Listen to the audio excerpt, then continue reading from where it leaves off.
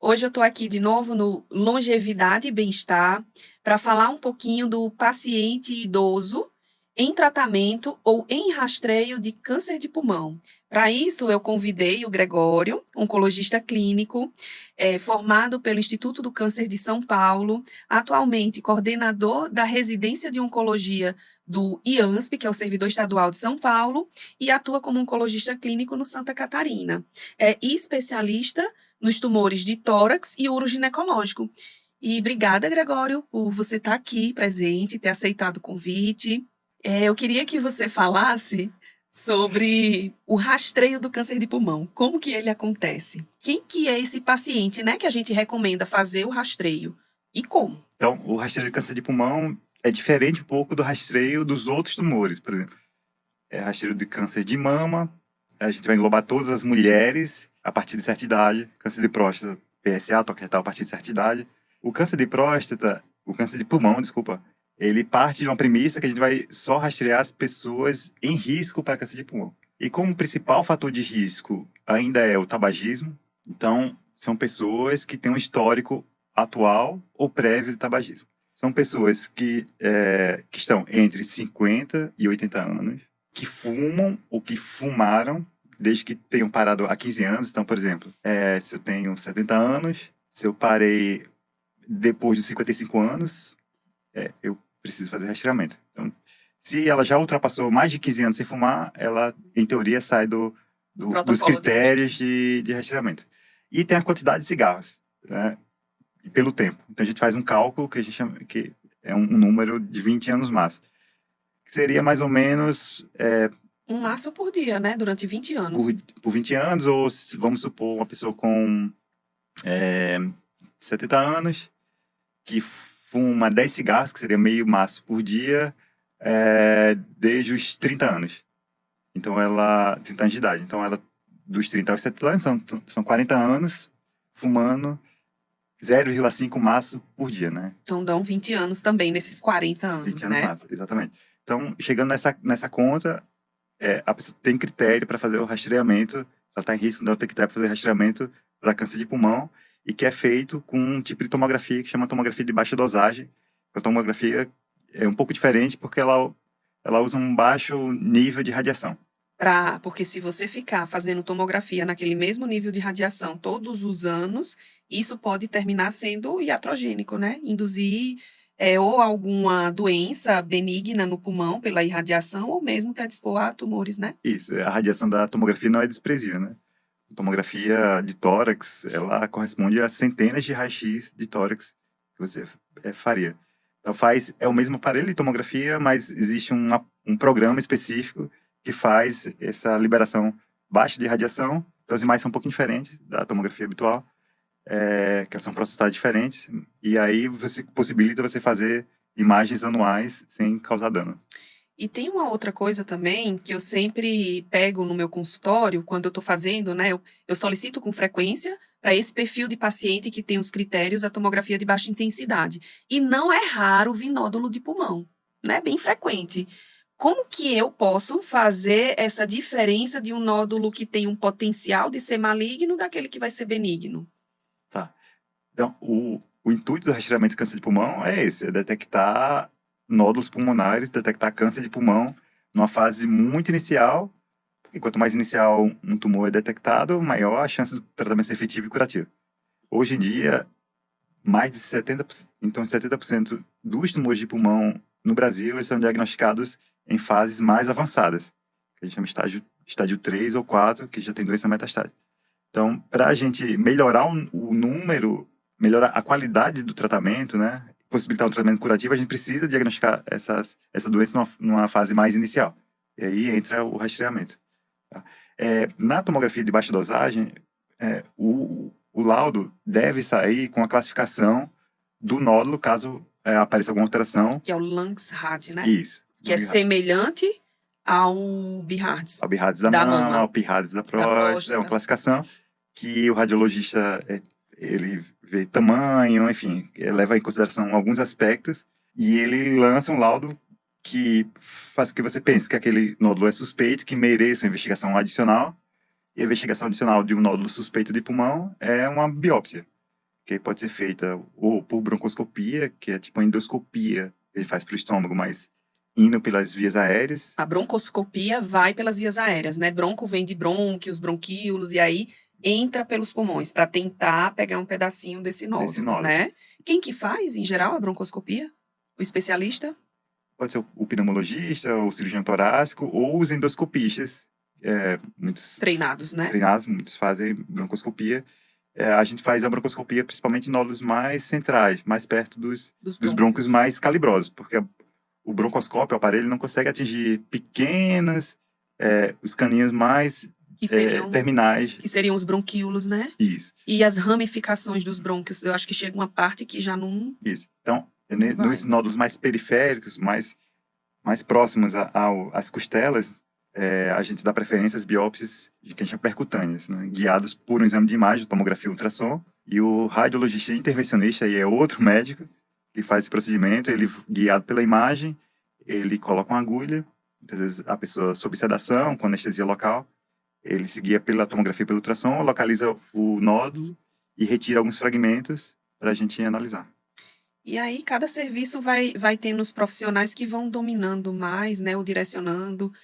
A gente conta muito lá no nosso serviço com a cirurgia torácica também, né, para fazer o acompanhamento desses nódulos e vendo qual que é, se a gente precisa fazer, por exemplo, uma tomo daqui a 6 meses para ver o crescimento, ou se a gente já vai para bronco, ou se realmente o melhor é uma biópsia percutânea, né?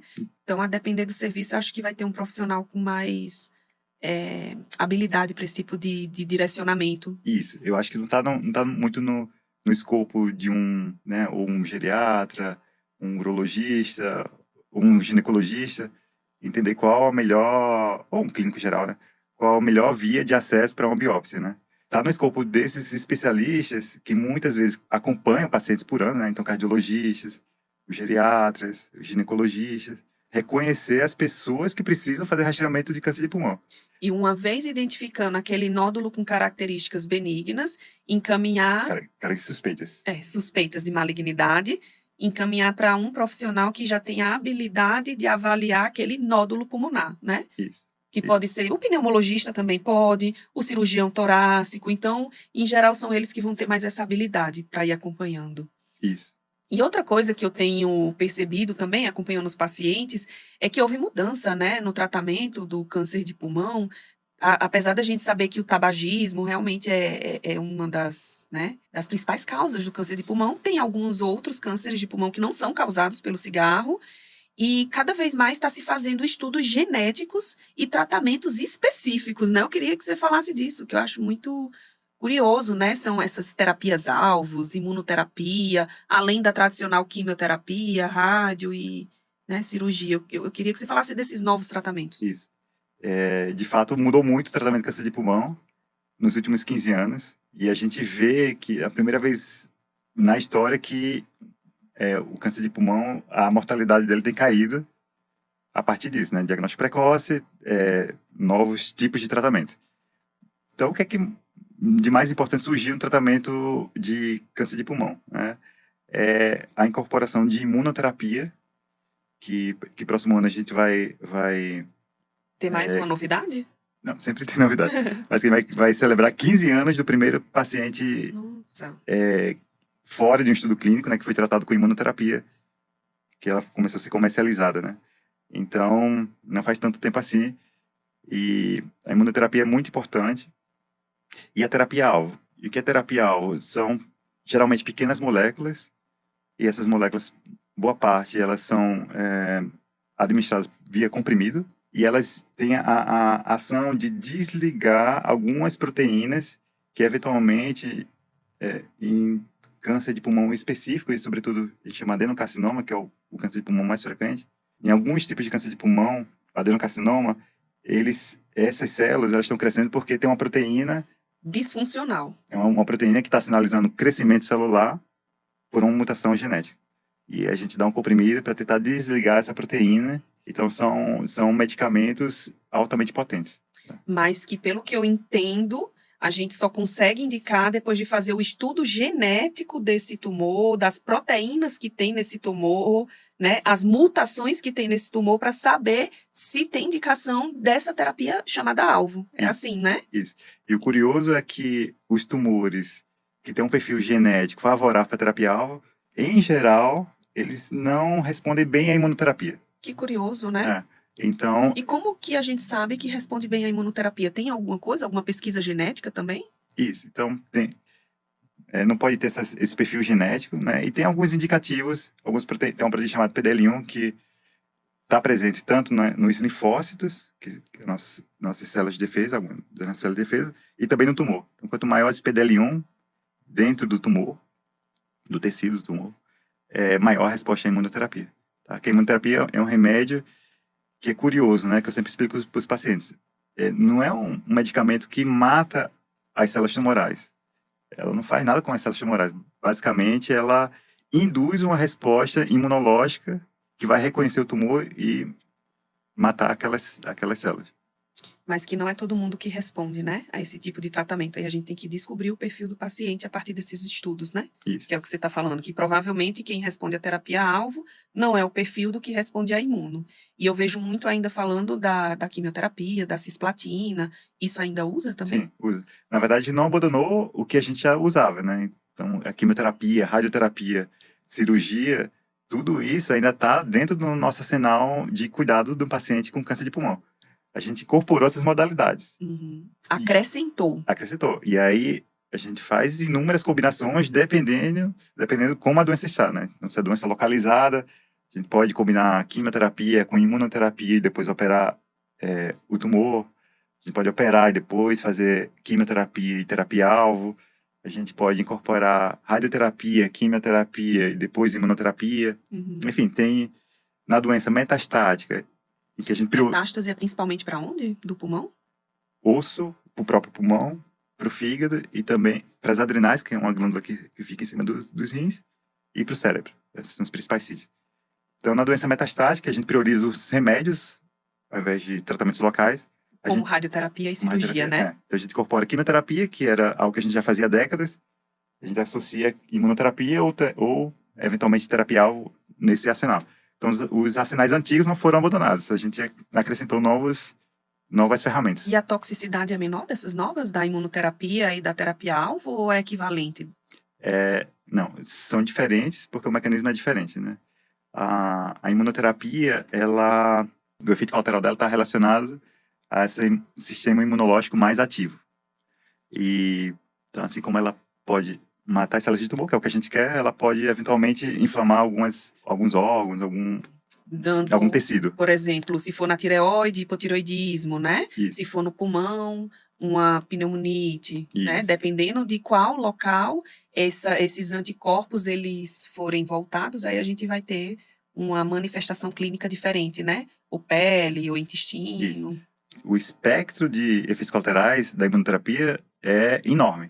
Tá. Contudo, a frequência é baixa. Então, muitas vezes eu passo a lista para o paciente do que tudo pode acontecer, que de fato é muita coisa e até é difícil enumerar, mas esses eventos, a gente não precisa estar assustado porque esses eventos não são frequentes. E os eventos graves são ainda muito mais raros. Efeitos adversos com imunoterapia, que, por exemplo, precisa gerar uma internação hospitalar, ou mesmo a pessoa gerar uma condição que a pessoa precisa ir para UTI pelo efeito colateral da imunoterapia, é muito raro. E uma curiosidade que me veio aqui, eu acho que quem está em casa também fica curioso, a imunoterapia é comprimido, tem comprimido ou tem que fazer injetável também?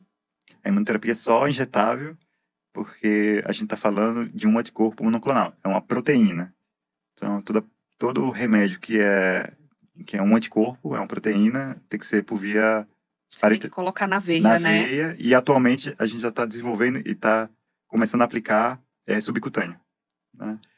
Recentemente começou a ter as aprovações e ainda não tem nenhuma comercialização no Brasil, mas em breve vai ter as comercializações em subcutâneo. Vão chegar, que aí facilita ainda mais as aplicações. Né? E esses tratamentos têm trazido muita esperança, né? Como você falou, na sobrevida do paciente, no controle local da doença, se controla localmente a doença, dá menos sintomas, ou seja, controla os sintomas, né? Mesmo que não tenha muitas vezes uma proposta curativa. E eu agradeço muito que você tenha vindo falar, esclarecer dúvidas para a gente sobre esse novo tratamento. Obrigada pela Obrigado. presença.